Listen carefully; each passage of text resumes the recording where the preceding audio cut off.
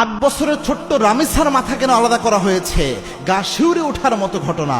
যারা এই ঘটনাটা শুনেছে চোখের পানি ধরে রাখতে পারে নাই। ছোট্ট একটা বাচ্চা, বাংলাদেশে মিরপুরের ঘটনা এটা, এই 2-1 দিন হলো। ছোট্ট একটা বাচ্চা স্কুলে যাওয়ার কথা, তার মা বাচ্চাকে খুঁজতেছে যে আমার বাচ্চাটা গেল কোথায়। খুঁজতে খুঁজতে দেখে বাচ্চাকে কোথায় পাওয়া যায় না, পুরা বিল্ডিং খোঁজা শেষ, পাওয়া যাচ্ছে না। অবশেষে দেখলো পাশের ফ্ল্যাটের সামনে ছোট্ট বাচ্চার একটা জুতা দেখা যায়, একটা জুতা পরে আছে। মা চিন্তা করলো হয়তো এই বাসার মধ্যে ঢুকতে পারে আমার ছোট্ট মেয়েটা। মা দরজায় নক করছে, কিন্তু ওই দরজা খোলা হচ্ছে না। যতবার নক করছে কোনোভাবে ওই দরজা খোলা হয় না।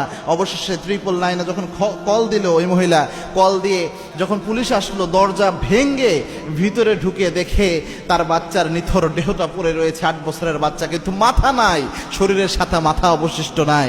যে বাথরুমের দিকে যেয়ে দেখে বালতির মধ্যে মাথাটা পড়ে রয়েছে।